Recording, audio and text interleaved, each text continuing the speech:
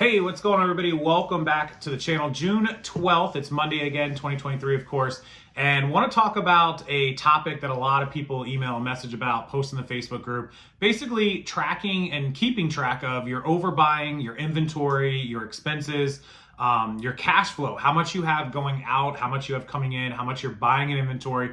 Also, something a lot of people don't think about, not just the cost of the inventory, but the carrying cost, which means storage unit cost, warehouse cost, the amount of space that it takes up, all that sort of stuff is kind of a hidden cost that a lot of people don't talk about. And I have somebody who's a pretty good expert in this topic with me, actually in person. Bam! What's going on? I'm in Florida. Yep, Tim. I made it. Tim is here. If you guys are new to the channel or you aren't familiar with the listing service, ProEcommercelister, this is the guy that handles all the back end stuff. He's the other half of it. Tim is from New Hampshire, Salem, New Hampshire. The warehouse is in Salem, New Hampshire. Yep. His warehouse is in Salem. He's been on. Well, go ahead. Tell him about what you do, kind of. Yeah. So I've been reselling online since I was 14 years old. Started with eBay, moved to Amazon, Etsy. I own and operate 10 independent websites that I had developed.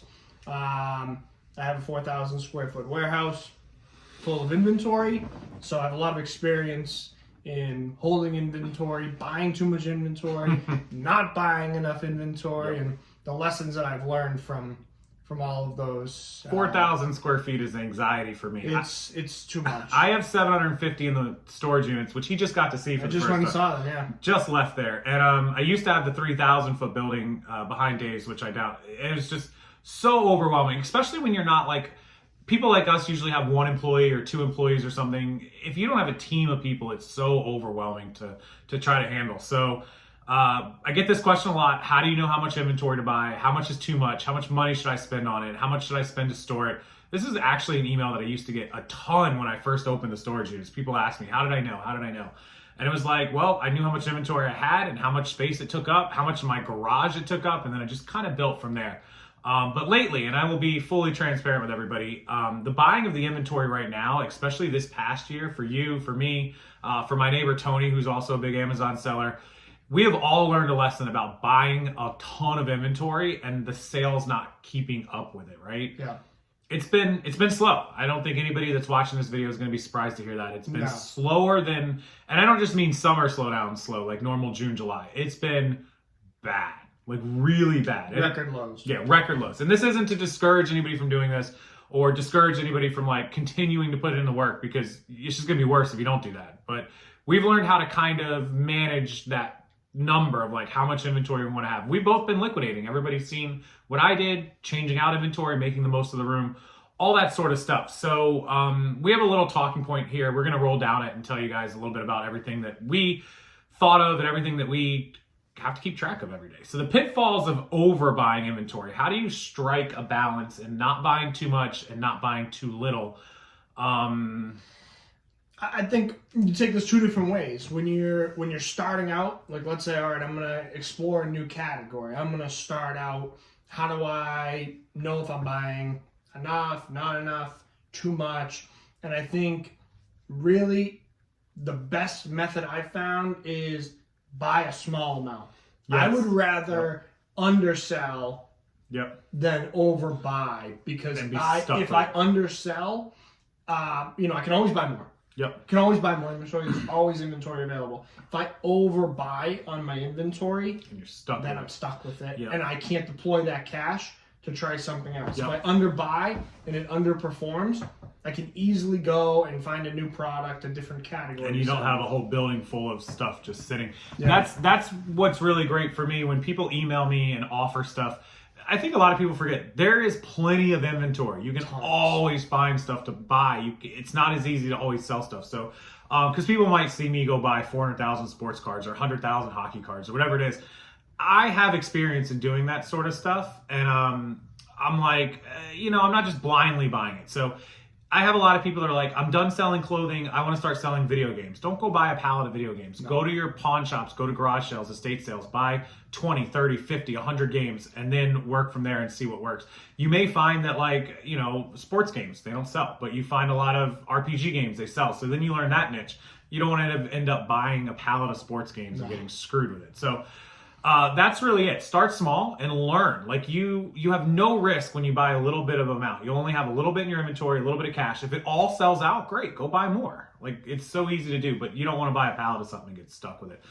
We do see people that do that. I've had people buy pallets of stuff and then email me like a month later, like they want to liquidate, and I'm like, oof, you bought a lot of bad stuff because you didn't learn, you didn't pre-educate yourself. So there is that. Cash flow management. So this goes along with the inventory, how much cash you have.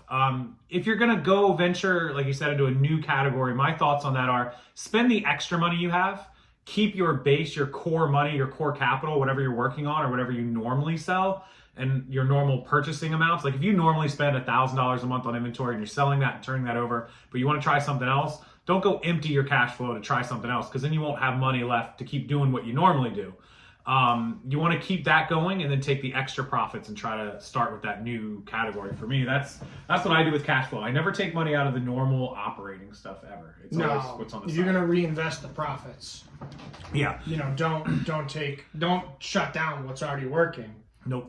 Take some of the profits and say, all right, I'm gonna take 20% of my profits and I'm gonna reinvest this in a new category, a new product for me. And credit cards. I get asked about credit cards and loans a lot. So a lot of people have a no debt mindset. I don't mind debt if it's being put to work. Same. You have to know, if I'm going to borrow, let's just throw random numbers. I'm going to borrow 40 grand and I'm going to pay, say 10%. I'm going to pay a $4,000 fee over a year. So I know I have to make like $350 a month in profit off of it to cover just the fee. How much money can I make with 40 grand? I have to make sure it is more than worth borrowing the money. There's no problem borrowing money. The biggest companies in the world still borrow money. They've got plenty of cash. But it has to be put to work. If you don't have a plan for it, don't borrow money. Don't use credit cards if you're just going to take a bunch of money and then go, I don't know what to do with it. Because you're going to be paying interest and paying fees on money that you're just going to end up blowing through it anyways. I find that out. People take like a $10,000 credit card and go to Hawaii. I'm like, no, or a HELOC. And and they just. I like to, like, when I'm gonna try something new or I'm gonna take debt on for the business. How many times am I gonna turn this money over? If I'm gonna take $10,000, how quick can I turn that inventory and make $3,000? So then I have $13,000. I can reinvest that all in the meantime. Maybe paying the interest or paying the credit card off before it's due. That's key. Pay the credit card off before it's due. Then you don't have to worry about the interest. So you have to know how much money, what you're paying in a fee, so you know how much you can make to cover it, and how quickly you can do it. So you can pay it off either in 1 month or worst case 2 months. So you just pay a little bit of interest a day. So that's cash flow management. You guys got to do the math. I know a lot of people here hate math. People that watch my channel watch me because I do the math for them. But you got to do that math. And it's not hard. You just lay it out, figure out the fee, write it down, and then figure out what your normal selling time is, how fast you sell items, how much inventory you're going to add, and how much faster you can sell it. So right now, we just mentioned it, seasonal sales. Seasonal sales for that inventory, since we're talking about how quickly you can move it. Statistically, June and July are eBay's worst month. We talk about it, summer slowdown. Why? Why is it slow? Well, people are on vacation.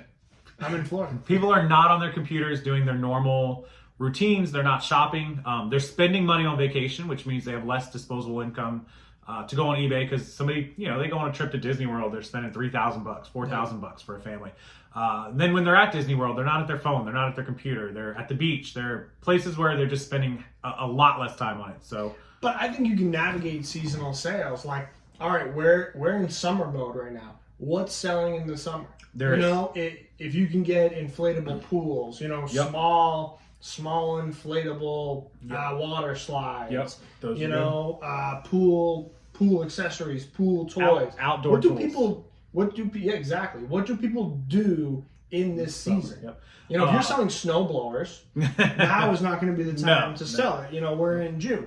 But if you can get a good deal on snow blowers and you maybe have some extra cash to deploy that you're not going to pay any debt on, you could get a great deal probably on winter accessories to sell in the winter, and vice versa. You can get great summer deals in the winter. Right, yeah. And just hold that and say, all right, I'm going to sell all this right when summer There are comes. quite a few of my viewers, which I talk to on a regular, I can think of 2 off the top of my head, that are seasonal sellers. That's all they do. Right now, they've got golf clubs, they've got bocce ball is really popular. Pickleball has blown up. Pickleball's huge. Pickleball's blown up. Near me, there's a gym that's opening, and he's opening Yep. a 50,000 square foot pickleball facility. No, It's they just crazy. opened like 6 courts down the street. And was like, we didn't have any. So now Yeah. they're getting big. Any of those outdoor sports, it's not usually 100 degrees in most places. It is here, but It's hot. Tim's dying. New Hampshire to Florida, I don't recommend it. It's a lot. Top of the list, don't recommend. It takes a little to get used to, but all these things are big. People are out playing tennis here and pickleball, and golf is gigantic here. Golf clubs, I just did a video with the Goodwill. They had hundreds of golf clubs, were all like $4. There weren't any really good ones for me to grab, but usually there are. There's like Big Bertha $100 golf clubs, $5.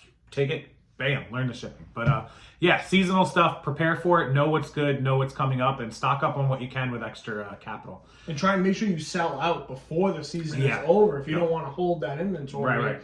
Because, if you're buying golf clubs and winter's coming and you're, Stuck with sell them before the season's Yeah, over. Even run if you have sales. To To sell run at a sales at cost. the end, yeah. Hidden cost of overbuying, unveiling kind of the impact on the cash flow. So that's what he was talking about. You're gonna be stuck with inventory. You're gonna have cost in that inventory. If you buy $5,000 worth of inventory, Where are you going to put it? where are you going to put it? Where are you going to store it? You're going to have that capital that you don't have access to, because who knows when it's going to sell if you get stuck with summer or winter inventory. Who knows if you buy stuff that, like during COVID, it peaked and now you're just slowly selling it off. There's a lot of hidden costs to that. It's not just money necessarily. The money's out. We know that. But your storage, my storage units are almost $1,000 a month. I pay $980 a month for 3 storage units. Your building is probably several $1,000s. Almost 4, yeah. $4,000. Big Tony across the lake here, his building is $9,000. Is that what he said? He said last night at dinner. it was $9,000 at dinner last night. He has 2. They're connected. He knocked part of the wall out, but $4,500 and $4,500 is his 2 buildings. That's crazy. Yeah, so how much inventory do you have to turn every month to pay for that? Do you have employees? All these hidden costs that you think, oh great, I'm going to sell $50,000 in inventory. I'm going to make 20%. I'm going to make 10 grand. But if you're spending $5,000 on a building, you're really only making 5. You have to consider that, and you have to plan to buy enough to cover that plus what you needed to make originally. That is correct. I get asked this question a lot when people are like, I want to quit my job, which he has some experience in quitting a job. How much money do I have to make to cover all that stuff? You need to make enough to pay whatever you're losing, but also to cover all your storage unit costs. Some people have health insurance. All that stuff is all part of it. So always track that. And this is going to go along with it. Number 6 is inventory forecasting, predicting the demand and avoiding the overbuying. So again, with seasonal stuff, you want to predict what's going to sell, but also I'll give like a great example, Popeye's postcards. This guy sells thousands of postcards. You're just talking about postcards like this, which I have a box of. We've been listing them. They've been selling pretty good, actually. He knows for every 1,000 postcards he has active, he sells like 3 a day or 4 a day or whatever it is. Yeah, what's your sell-through percent? What is the sell-through percent? So then when you go out and spend money on more inventory, you buy a pallet or a few boxes of something, I'm getting 3,000 items. Once I get them listed, I can expect to sell 10 a day, 15 a day. You'll know exactly how much cash is coming back in, how long it's going to take you to recover the cash. So I always say to people, I buy 1,000 items. Let's say I pay 50 cents a piece. I spend $500, and every one of them is bringing me back, $5. I need to sell 100 of them to get my money back. 10% of the inventory. Well, if I'm selling 1% a day or 0.5% a day, it might be 10 days. It might be 20 days. Could be a month. So then you can kind of estimate and gauge when you'll get that money back. Tim buys a lot more brand new stuff than Amazon, so you can kind of track the Amazon sales history more. There's a lot of apps for Amazon that you can use that will tell you. There's a lot of charts that'll say, this is selling currently, 50 units a day. Over the last week, over the last month, maybe it's the average is 48, but there's a lot of different factors on Amazon because how many different sellers are selling it? How much inventory do those sellers have? Because Amazon's algorithm, if you only send in 1 unit, you're not going to get the sale compared to the guy who's got 500 units and has inventory evenly distributed across all the warehouses. Because Amazon they don't will just send sell the item that is closest to the buyer. Correct. To lower their shipping shipping charges and their transportation. Yep. So you have to be able to predict if you're an eBay seller, you got to do it on your own. You've only got your own history to go off of. Amazon sellers have it a little easier. And as far as like getting enough inventory up and getting that percentage, that sell-through rate up, listing it. There's so many people with death piles. In the comment section, tell me how many pieces of inventory approximately, I'm sure some of you don't know, you have in a death pile. Tell me down below, is it 500? Is it 1,000? There's some of you guys, somebody told me in the last video, we did a live one, they had 20,000 pieces of inventory. They were the only one close to me because I had like 60,000 pieces at the time. He just saw like 20,000 in one unit that weren't listed. So it's overwhelming. But tell us in the comment section how many you have unlisted, inventory that you haven't touched or processed. And as always, if you want us to help you process it, if you just want to get photos and send to us, ProEcommercelister, it's our listing thing. Also, Tim just told me just like a little while ago, it's live on the Android store. We just went live on Android. So we've been live on the iPhone Apple store for about a week. Yeah, maybe? like Wednesday or Thursday. And now we're live on the Android store, Google Play store. Yep. So you can mobile upload. So basically, you take your phone, take photos, or your iPad, whatever. Take photos of your inventory. Click the app once you're on board with us and as a client, and then just upload your photos, and then you don't have to do anything else. We'll take care of the rest. You still can do it on a computer if you want. We have a website, but also the mobile app is so fast if you do it with your photos. I know a lot of you use Photo Room for whitening. We can do it for you for a little extra. But if you do the Photo Room, batch it out, and then you can upload those. So it's pretty easy. Just email us, ProEcommercelister@gmail.com. I will put the website directly that you can visit and the email down below if you want us to help with that. Okay, so cash flow versus inventory, we kind of touched on that about how much to put out. Leveraging technology, this is what you just said. So the tools and the app. So there's three things that I focus on with this. One, if you are an Amazon seller or even as an eBay seller, being able to look at the solds, look at the sales history.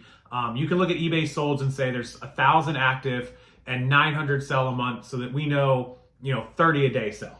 You can kind of guess when you're buying inventory how many you can expect to sell per day, per week, per month. And Amazon has apps. eBay doesn't have apps like that, but Amazon does. And I'm sure you've used at least one of them or a few of them. Yeah, Keep is a big one. Source Mogul. Those all. Tony uses Scout IQ or just Scout IQ is part of Inventory Lab. Yeah, part of Inventory Labs. That's what Tony uses, Inventory Labs and Scout IQ. So there's always ways to track. You can do it internally if you have your sales sheet or you do like QuickBooks or some of you use FreshBooks. I've never used FreshBooks, but I guess it's similar to QuickBooks.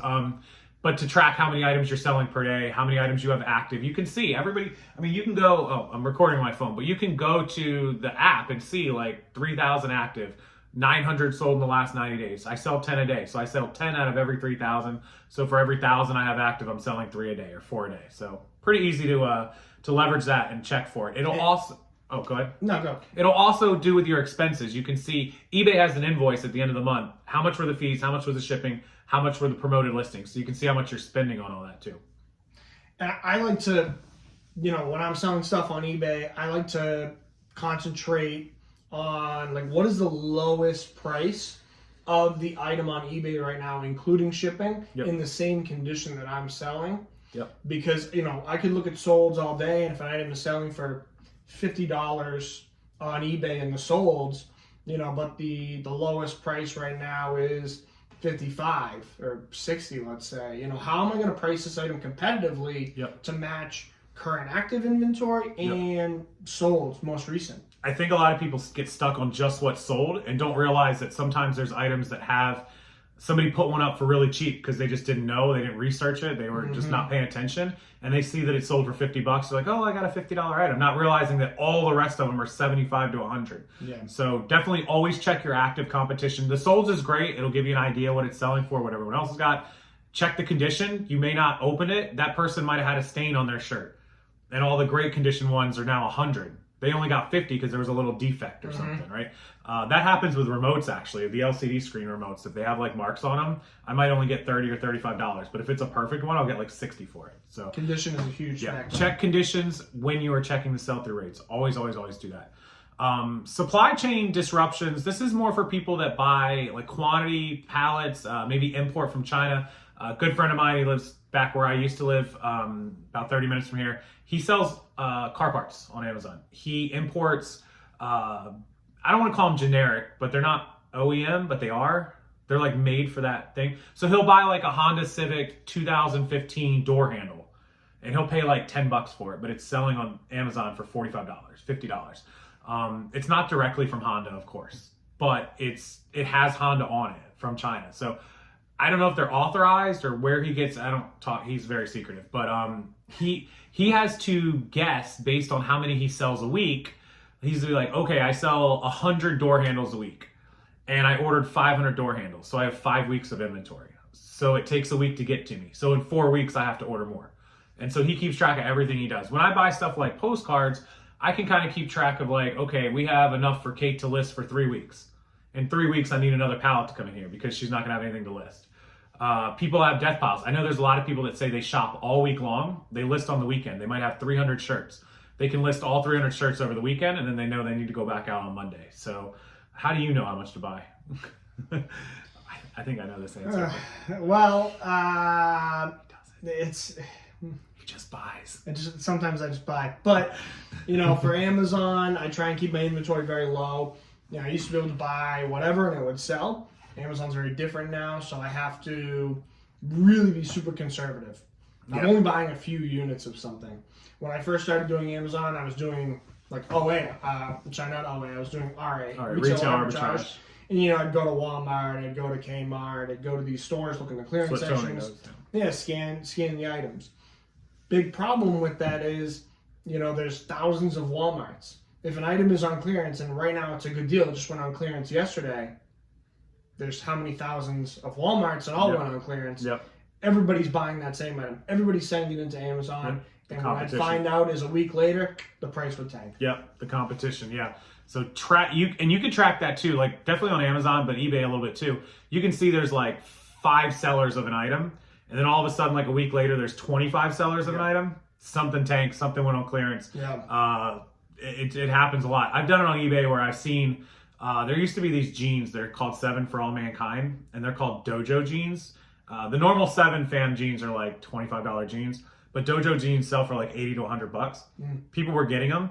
All of a sudden, within a couple weeks, they were like $40 jeans. They had tanked because everyone was listing them. And then people started racing to the bottom, which is a whole other story. Race to the bottom is... Once something gets liquidated and people start saturating the market, it's destructive. It's over. Yeah, it's destructive, yeah. So real life lessons. So we don't have any of you guys, but I'm gonna ask all of you, if you could put a real life lesson of your inventory.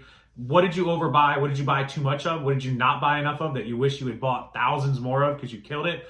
Down in the comment section, leave us a story, a quick little sentence or paragraph about something that you've done. I'll let Tim go first. What do you think was your best purchase or the one that you wish you bought more of versus maybe your worst one? Real life story. I'll tell you what, think about it for a minute. I've got 2. I'll give you guys 2, and I think everybody knows one of them. Tractor trailer load of clothes from West Virginia. It's 100,000 pieces. Now, this isn't going to be the reason that everybody thinks, because I paid $1,500 for the merchandise. It was a church thrift store. They were closed for COVID. The church was closed, but people still donated. They had no way to open the store to sell it. So the store was loaded down with stuff, and they had an entire store. They had a storage building, like a shed. It wasn't a storage unit. It was on their property. And the truck driver told me it was like 40 feet by 25 feet. It was huge. And it was stacked to the ceiling. So they load this tractor trailer up. Anybody who hasn't seen the video, go check it out on my thing. Get it down here to Florida. I paid more for the shipping. It was like $3,000 after I paid the driver to stay a day to get it shipped here. $4,500, I was all in. I paid some labor help for like 1 month, like $2,500. I bought $2,000 worth of materials, boxes, some other help. Anyways, the long story short, I was $9,500 all in 1 month. We sold $15,000 first month. So I was up. I was profitable first month. Second month, me and Kate did it. We sold like 10,000. So I did 25 grand. I liquidated the rest. The total sales on it in 3 months was $32,000. We made good money. We made like 22 grand on it in 2.5, 3 months. I'll take that. But it absolutely overwhelmed my entire life. I made, in 3 months, normally I would make like 40 or 50 YouTube videos. I made like 10. Like I had no YouTube videos. It was terrible. And everything else suffered. My associates suffered. My sponsors suffered. They were mad at me because I wasn't making content for them. It overwhelmed me. I wish I had never bought that, profit or not. I overbought. I bought too much inventory that overwhelmed everything that I could handle. It would have took 10 employees to get that done faster. It was so much work. We had to open bags, sort through. One piece, check for stains, put it into different piles, redonate or trash the bad stuff, box up and count the good stuff. Way too much. Never buy so much that overwhelms you unless two things. The deal is beyond amazing, and two, you have storage that doesn't cost you money more than what you would normally cost, because you'll never make enough sales if you're overwhelmed to pay for extra storage, which is the lesson I'm learning right now. I thought I could buy 60,000 pieces of merchandise, sell enough that like, oh, $1,000 ain't nothing. It's just too hard to keep up with it. So that's kind of my negative. My positive that I wish I had bought way more of. What have I sold the most? Remotes have always been my thing. Like, I don't know. I love hate with the remotes. I hate working on them, but man, they sell so good. They sell so good. So I wish I had bought more 17 truckload pallets. But Yeah. So do you. Yeah, same. What do you think? Probably at the beginning of COVID, more toys. More toys. You know, I was selling a ton of toys on Amazon. It was killing it. I couldn't keep up. Kids were at home. Everyone was at home. Kids were at home. Yep. There was school, no school. Puzzles sold like maniac. I didn't have puzzles then, but I wish I did. There's a few people here that sold crazy. I had one guy send me a picture of his office, and his puzzles were stacked up all in the room. He was selling them like left and right. Yeah, I wish I had bought more toys. Retail arbitrage. I ran out of inventory on Amazon, which is such a rare occasion. Oof. And my worst. I know this one. I have a few truckloads of toys right now that I can't sell. A specific one. Yeah, a very specific toy that I can't I sell. know this one. You know, I overbought about 3 containers of this toy, and I still have How many units? Give or take. 30,000 units. 30,000 units. 30,000 units. Yep. And at the peak of it, you were selling No, I was selling a lot. hundreds a week. A day. A day? A day. Wow. I was selling hundreds a day. Wow. I probably have 12,000 units left. A third. Yeah, about a third left. Yikes. And I'm working on Liquidating. At cost. At cost, yeah. Unfortunately, you know, and I've learned a lesson. You know, the carrying cost. The carrying cost. I know everything. I didn't take my own advice. Nope. Practice what we preach. I've been storing this stuff in Seattle, Washington now for almost a year. Oof. Some of the inventory. Yikes. That's why, guys, I got asked a lot. Why did I liquidate the storage units? Why did I get rid of all the stuff? Why did I... It's just overwhelming. And I've never been a person that wants to have like a team. I don't want to have like 10 people sitting there processing. I went and saw a warehouse a year ago, probably, where the tractor trailer came from. The hand sanitizer. No. I went and saw a warehouse on the other side of the state, it's a couple hours away. This guy has a 100,000 square foot warehouse with probably 1,000 pallets, 2,000 pallets. I don't even know how many pallets are in this building. He has 12 people. When I was walking through it, there were 12 people working on it. And he said there were a couple people not there, a couple people. At any given time, the warehouse has got 15 to 20 workers processing pallets. And I'm like, I'm just not interested in doing that. Like, that's overwhelming to me. What do you want to get out of your reselling journey? Yeah. Do you want to build it to a 100,000 square foot warehouse? Or do you want to build it, you know, to having a few storage units and selling consistent inventory every day? It's all about how big you want to grow your business. And I'm not saying I'll never go back to the storage units, definitely one, but like what I have working on right now in the house, once I get these storage units taken care of, and big props to one of our clients, Ed, who's probably going to be taking, he asked me to shout him out, taking all of the remaining inventory in the storage units, for those of you that asked. I sold a lot of it individually, but I'm going to sell all of it to him in the next 2 weeks. But I may go back if what I'm working on now with trading cards and postcards and they call it ephemeria, basically, ephemeria, whatever. If that all works out and I get a good system going, and then I decide down the road, like, okay, let's get a 10 by 10 unit and make stacks like I just told you about. Popeyes, that would make sense for me. Like, okay, we're selling $10,000, $15,000 a month in this stuff, and I'm just going to get one unit for $300. That I would do to keep it out of the garage, because at some point we will probably overwhelm that garage wall again. But right now, to pay $1,000 a month is just too much carrying cost, too much stuff, and I'm just done with driving back. I mean, he got to go to the storage unit. You see, drive back and forth, back and forth. Yeah, it's not close. No, it's not. There's nothing close to my neighborhood. If we could get a storage facility right there, right out the side road, instead of more apartments, Murata, Metro, could we get... I can't believe that there's not a storage unit. No storage unit. It's crazy. Gotta go all the way out to the main road into town. It sucks, and that's like 6 miles. And the highway. And the highway. There is a back road to get to it, but it's... It's terrible. In my car, it's no good. So yeah, that's pretty much where I'm at with my carrying costs, with my storage, with all the overbuying. You just have to be careful. Buy what you can handle, buy what you can afford, and buy what you can afford to store. Whether it's in your garage, some of you have sheds, which here it's not good. We need temperature control. My garage is not air conditioned, but it's still cool enough. It's not bad in there. It's not bad in there. And the storage unit I have is inside. It's stored. But could you imagine having a 10 shed outside with 100 degree? No, because it'd be 120 on there. Yeah, and stuff would melt. Clothes would get bad. Even these postcards and sports cards would probably get warped and terrible. I would never do that. But whatever you can afford, depending on where you live. This guy gets snow, so I imagine it's tough out when it snows. Yeah, I wouldn't keep anything in the shed. No.